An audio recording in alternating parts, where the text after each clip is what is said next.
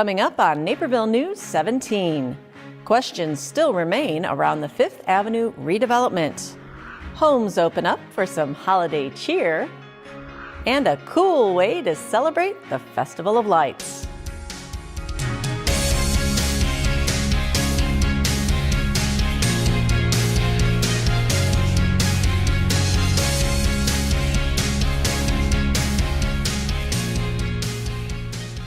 Hello everyone, I'm Kim Pierce. Thanks for joining us for this week's Naperville News. City Council hired an advocate for the 5th Avenue project in September and finally got a chance to ask for feedback. Naperville News 17's Casey Krajewski has the details. The 5th Avenue redevelopment project still remains in Phase 1 after the most recent City Council meeting. Council said they still have too many questions to move forward, including what to do about commuter parking and the location of the DuPage Children's Museum. But City Advocate S.B. Friedman thought it was time to transition to Phase 2, which would narrow the focus to a single concept. People are raising all these excellent points that, a lot of these things tie to one another. You push on one thing, you pull on another.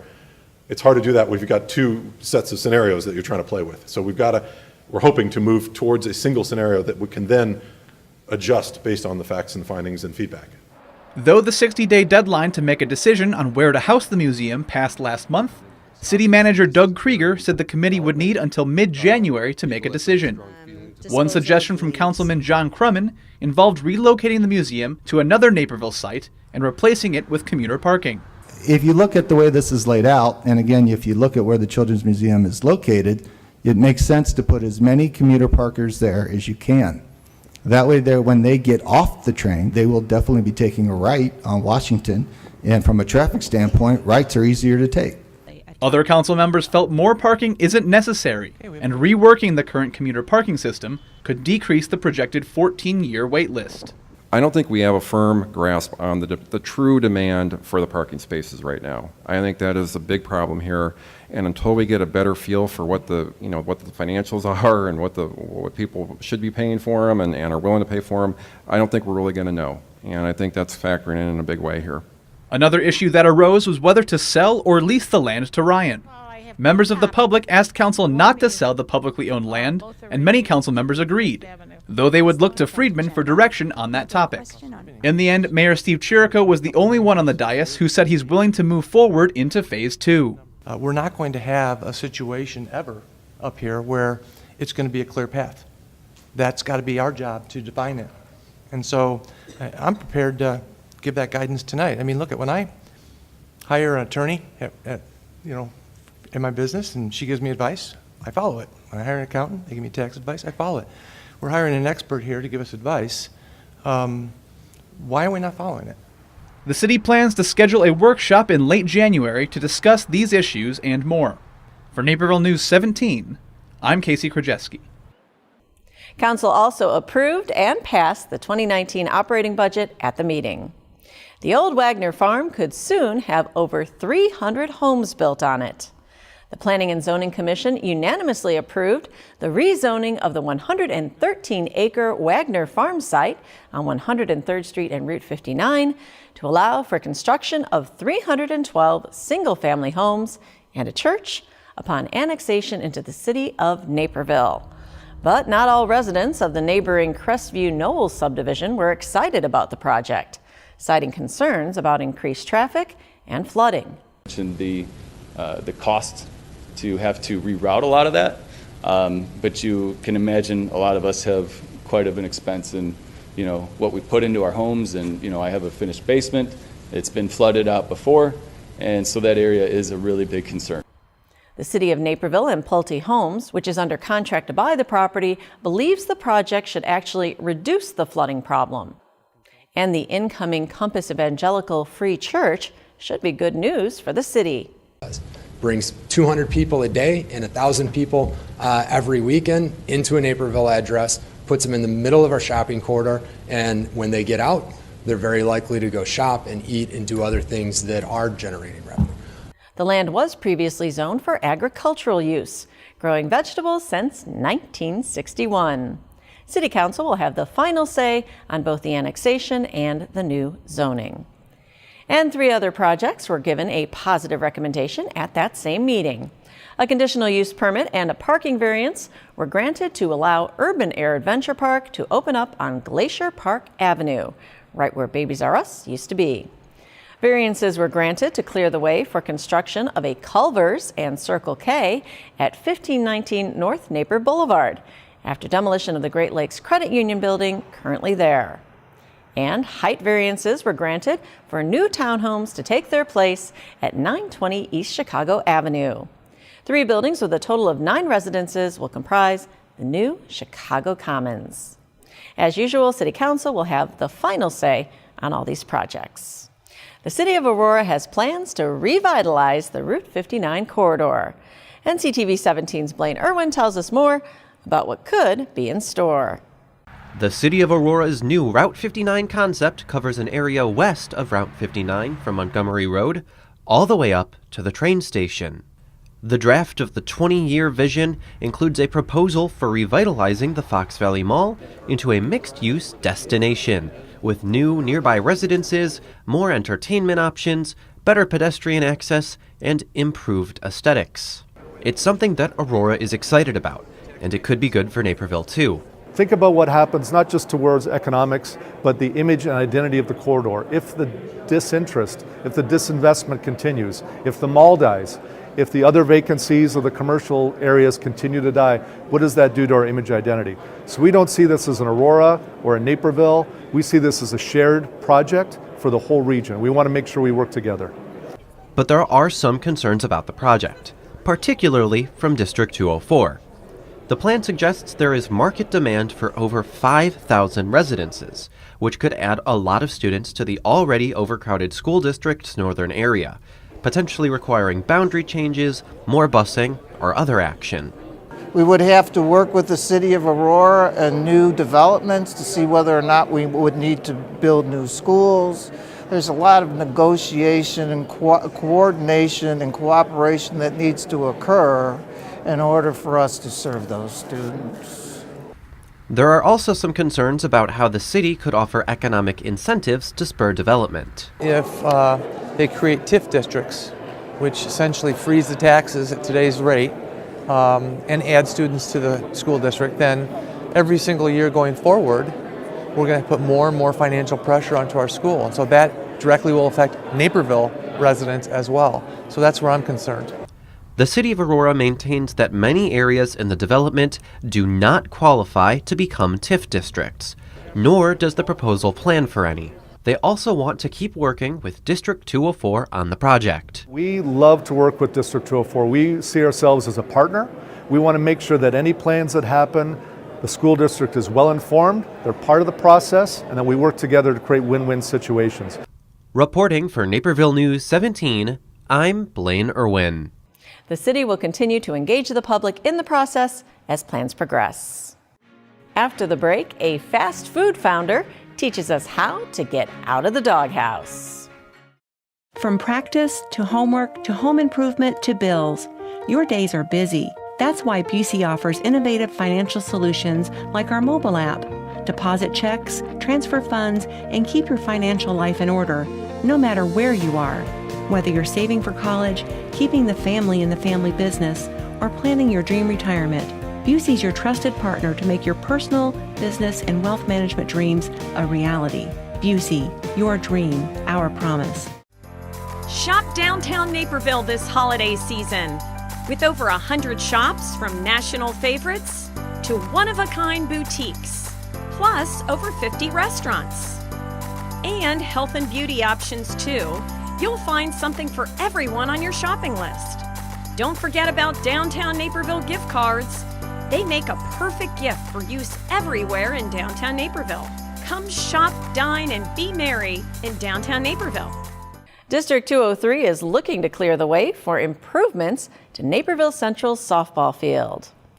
The 203 School Board discussed an intergovernmental agreement with the Naperville Park District regarding Knock Park.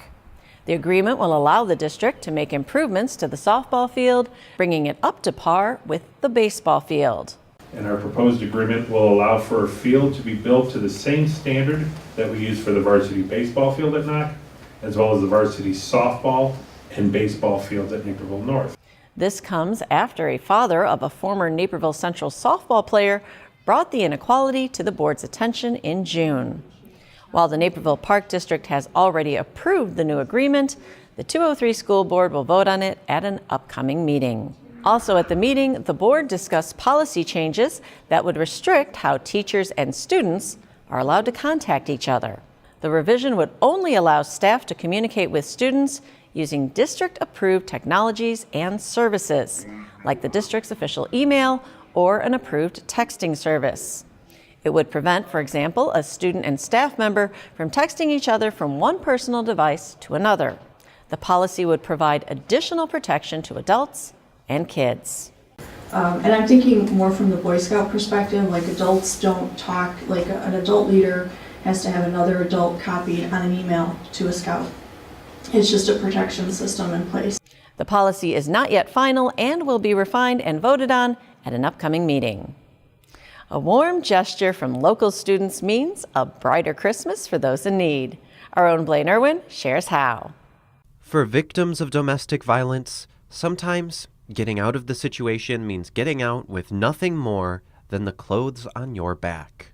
That makes the holidays a challenging time for survivors who haven't made it back on their feet and out on their own again. Thankfully, Family Shelter Service is a domestic violence shelter in DuPage County that makes a free holiday shop for the people it serves. One of those rare moments where it's a visible demonstration of the community support and the community care and concern. And so for a rare moment, clients can see that there are complete strangers who really care that they're safe. And putting on the holiday shop is a community effort with donations from individuals and organizations alike. And those donations are made up from everything from needs like toiletries to wants for kids, since victims of domestic violence often bring their kids with them when leaving to make sure they're safe. This year, Crow Accounting donated a dozen bikes built by their staff. You know, I'm proud to be part of Crow and contributing to this great event, and that our contribution is a small contribution in terms of all the efforts this organization provides, and we're just fortunate to be part of it. And the DuPage Medical Group dropped off a literal truckload of toys. I got involved because I had the opportunity to hear a victim speak, and I can't remember her name, but her story was so powerful.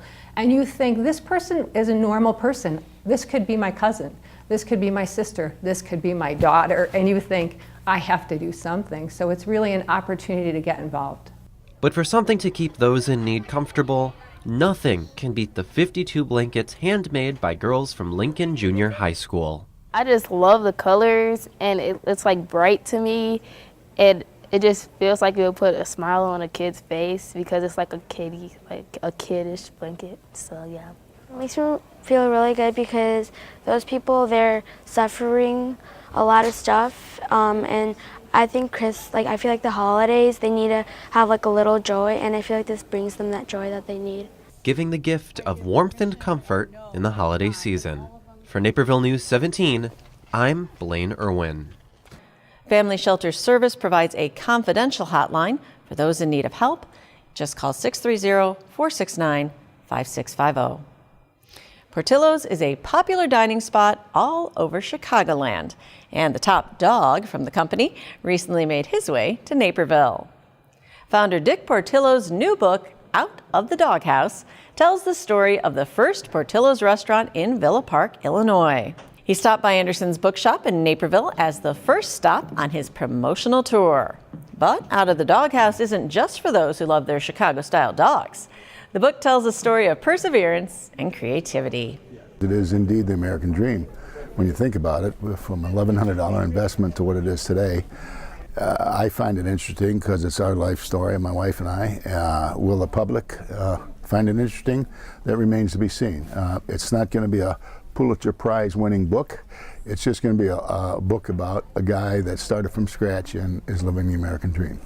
Portillo's fans came by to pick up signed copies and pepper the author with questions. A Chicago Portillo's branch was recently named TripAdvisor's best fast casual restaurant in the country. From garland to tinsel, poinsettias to boughs of holly, decorations adorned 4 Naperville homes from head to toe, thanks to the help of a local nonprofit. Since mid-November, the Naperville Garden Club had been helping these homeowners deck the halls and recently showcased their work to the community during their annual fundraiser. Named after the commemorative teacup each participant receives, the Cup of Cheer House Walk features a self-guided tour through each home, displaying different styles of holiday decor. We always plan this as our one chance to get together over the holidays and do what we want to do and see all the homes and get ideas for our own homes. Money raised from the event will help fund some of the club's initiatives, including scholarships for students, preferably in school districts 203 and 204, pursuing a degree related to gardening. Last year's event raised enough money for 7 scholarships, and the scholarships from this year's event will be awarded next April. Coming up, NEQA classes clash in the latest installment of NCTV 17's Game On. NCTV 17 is your nonprofit community TV station, keeping you informed and connected in many ways. Thanks for joining us for this week's Naperville News. You might tune in to our weekly newscasts or receive free daily news and sports updates in your email. Or perhaps you enjoy watching community events or any of our original series. Welcome to the Naperville Moms Network. It could be that you've been on our set in our studio as a guest in one of our talk shows. Or maybe your son or daughter has appeared in a sports highlight or live broadcast. Or someone you know has been featured in Sports Story Sunday. No matter how you connect with NCTV 17, whether on air or online, we know you value local television coverage, and we value your continued support.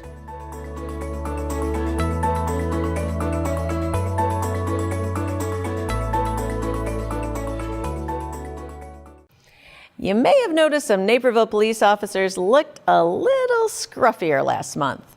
Naperville News 17's Casey Krajewski tells us why.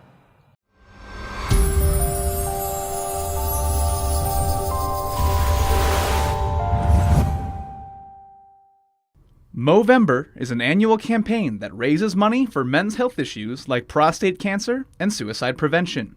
Participants grow mustaches or beards to show support. And this year, our own police department decided to join in. When I came to night shift in June, the first thing my shift asked was to get involved in this program. So all the commanders got together and we talked to the DC and we hit up the chief as a unified front, and he was all on board with it just because we are one family and we all work together for it. Ogun raised the most funds for the cause, almost $1,500. That helped the department total $10,549 over the month. And some of the female employees joined in on the fun as well. They were able to vote on which participants grew the best beard, the most stylish, the best attempt, and the creepiest. Well, I'd like to thank my dad, first of all, for the genetics. But I'd like to also thank my barber for cleaning me up. I really took this seriously. I went and got it professionally cleaned up. I think that helped. Actually, I didn't have much of a strategy because I kind of surprised myself that I was actually able to grow a full beard. This is probably the most facial hair I've had in my entire life. So I didn't know what to expect. And it's safe to say, giving back has grown on them. And the end of the day is to get money for cancer, for men's health issues, I should say, both physical and mental. So the more we can raise to solve those problems, the better off we're all going to be. For Naperville News 17, I'm Casey Krajewski. Each of the category winners received a $50 bonus for their efforts. Residents are counting down the days to Grinchmas by looking for the iconic green character around Naperville. Anderson's Bookshop is holding its annual Grow Your Heart 3 Sizes scavenger hunt, with the Grinch hidden inside local independently owned businesses. Stop by Anderson's for a Grinch passport, then visit 12 of the 24 locations to spot the Grinch and receive a stamp. Sometimes the kids will see the Grinch and then they try to make it a hunt for their grandparent or their parent and try to give them, you're getting warmer, that's fun to see. Once completed, Grinch seekers can enter into a drawing for a chance to win prizes. The event runs through December 24th, with a wrap-up celebration being held on Saturday, December 29th at 11 a.m. inside the bookshop. For the first time, NCTV 17 took their Game On fundraiser on the road out to Neuqua Valley High School. Our own Blaine Irwin was there for the action. NCTV 17's Game On took a trip to Neuqua Valley High School for its 8th episode that pitted juniors against seniors in a clash of the classes. Next clue, please. Juniors. New for this episode were some Neuqua-themed games, with live music provided by a band of Neuqua students, the Doots. And larger teams of 8 players, with 4 members from each team playing half the show. That got more students in on the action. Basketball, boxing, bowling, badminton, baseball. Team Juniors was made up of Kayla, Joey, Grace, Quinton, Ankit, Asia, Luke, and Taylor. Team Seniors was made up of Aiden, Matthew, Megan, Avery, Jordan, Jalen, Christine, and Brianne. Being students, some enjoyed learning about what it takes to put on a TV game show. It was a really big production. I didn't really realize how much went into it, especially like with the tech side. So we were doing lots of different mic checks, light checks, and everything in between. So it was a really big production. It was amazing. It was a great experience. It was a little nerve-wracking at first. I think everyone had that, but overall it was a great experience. I'm very thankful and happy that I was chosen amongst all the people in Neuqua. I'm grateful, and it was a great experience, and I hope I can come see more in the future. The games and class rivalry brought out that competitive spirit. It was really fun. I'm a very competitive person, so it was really fun playing against the seniors, so it was a good time. And for one senior, possibly the start of a budding TV career. Ellen's not a game show, but I hope this is my debut. You know, I'll get onto Ellen or something. For Naperville News 17, I'm Blaine Irwin. Game On is a fundraiser that supports NCTV 17. And if you couldn't make the live show, you can find out who won on our website after the December 11th premiere at 7 p.m. Up next, we'll take a look at the cavalcade of postseason accolades recently earned by Naperville teams and athletes. Sharing life over plates is Vi's motto. It's a simple philosophy, and it takes all the pressure off of you. For a starter, try their Neapolitan pizzas, baked to blistered perfection in a wood-fired oven. The mushroom carpaccio is worth a visit all by itself. But if you don't want to share one of the best dinners of your life, Vi's has you covered too, with entrees of wood-grilled fillets, paccheri bolognese, or roast wild salmon.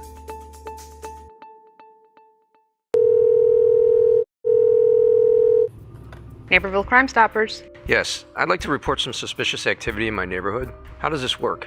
Yes, thanks for calling. Your call is anonymous, and I will not ask for your name. Instead, you'll be identified by a tip number. In a few weeks, call back with the tip number you received, and I will let you know the status of your tip. If an arrest is made, you could receive a reward up to $1,000. How do I get the reward money if you don't know who I am? Well, when you call back, we set up a time and a place to drop the money. You will be safe, and nobody will know you gave Crime Stoppers a tip. Okay, well, here's what's going on.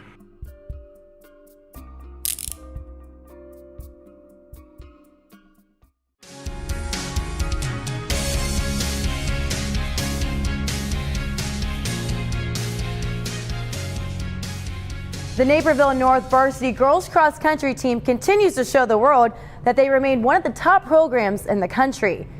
In Oregon at the Nike Cross Country Nationals, the Huskies capped off their 3rd straight state championship season by finishing 2nd at the national meet. Senior Alex Morris finished 7th overall as the Huskies took the runner-up spot for the 2nd consecutive year. Way to go, ladies. The All-State boys soccer team was recently released by the Illinois High School Soccer Coaches Association. To nobody's surprise, Naperville North has 3 members on the list, including senior defenseman Colin Iverson, senior goalie Tom Welch, and junior forward Ty Conrad. The Huskies finished their season undefeated and won the 3A state championship for a 3rd consecutive season. Iverson and Welch were also recently selected to play in the high school All-American soccer game in Orlando, Florida. Naperville Central senior defenseman Cameron Strang was also named to the All-State team for his play with the Redhawks. The Division III all-region football teams were released this week, and North Central College was well represented in the North region. Senior linebacker DJ Workenthien and sophomore wide receiver Andrew Kaminsky were second-team selections. Sophomore guard Shormar Clark, sophomore defensive tackle Tommy Hyland, freshman kicker Derek Judka, and junior quarterback Brock Rutter were named to the all-region first team. Brock Rutter was also named the North Region Offensive Player of the Year, to go along with his CCIW Player of the Year award from last month. The Cardinals finished their season as the CCIW champions with a record of 10-2. Another North Central College news, the men's basketball team has entered the Division III Top 25 for the first time in over a year. The Cardinals are ranked 20th thanks to their 7-0 start to the season. A lot of credit for the team's hot start goes to the play of junior Connor Raridan, who was named CCIW Player of the Week for his efforts. That's all for sports. Back to you, Kim. Thanks, Stephanie. If you want to see live North Central College men's and women's basketball, you can find a doubleheader starting at 5 p.m. on December 8th and men's games on December 12th and December 22nd, right here on NCTV 17 and, of course, on nctv17.com. It was a celebration of faith and frozen sculpture as Naperville came together to celebrate on the fourth night of Hanukkah. Naperville News 17's Christian Kennesaw reports. Dozens gathered by the Naperville Riverwalk to take part of the Naperville Community Menorah lighting, which for the second year in a row was made of ice. World-renowned ice sculptor Dan Rebels brought all his tools to sculpt a 3-foot, 300-pound ice block. Just about anything and everything I've sculpted in ice. And that's what I tell people is like, we're only limited by your imagination. So if you can dream of it in ice, we can create it in ice. Leaders of the Naperville community came out to show their support. We're a diverse community, and we have many, many nations that are represented, religions that are represented, and, so we're one. And so I just want to show some support. This year's lighting holds special meaning, as the celebration also called to remember those who lost their lives in the October 27 synagogue shooting in Pittsburgh. The hope is to bring comfort to their souls, and the same time by honoring them by not being affected by the darkness, but to the contrary, stand as proud people, stand as proud Jews, and celebrate being Jewish. 4 lights were lit to symbolize the fourth night of Hanukkah, with 4 more nights remaining to celebrate and remember. For NCTV 17, I'm Christian Kennesaw. And that's what's happening right here in your neighborhood, Naperville. We'll see you next week. Until then, you can follow us on Facebook, Twitter, Instagram, and our website, nctv17.com, for daily updates. This week's Naperville News 17 is brought to you in part by the following sponsors.